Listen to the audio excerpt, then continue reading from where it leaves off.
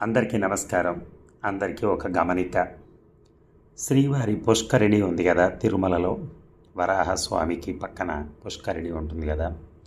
ఆ పుష్కరిణి ఆగస్టు 1 నుంచి 31 తారీఖు వరకు అది బంద్లో ఉంటుంది.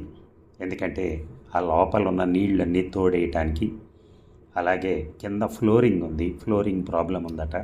సో ఫ్లోరింగ్ కూడా చేయించడానికి ఇలా రకరకాల కారణాల వలన ఈ నెల మొత్తం కూడా పుష్కరిణి అందుబాటులో ఉండదు. దానికి దగ్గరలోనే షవర్ బాత్స్ లాగా పెట్టారు. అక్కడికి వెళ్ళి స్నానం చేసుకుని దేవుని దర్శనం చేసుకోవాల్సి ఉంటుంది. ఎవరికైతే పుష్కరిణిలో చేయాలనుకుంటుందో ఈ నెల రోజులు ప్లానింగ్ లేకుండా ఉంటే బాగుంటుంది అక్కడికి వెళ్ళటానికి. కావాలంటే నెక్స్ట్ మంత్ పెట్టుకుంటామంటే అలా పెట్టుకోవచ్చు. Thank you. ఇది ఒక గమనిక, అందరికి ఒక ఇన్ఫర్మేషన్ ఇద్దామని జస్ట్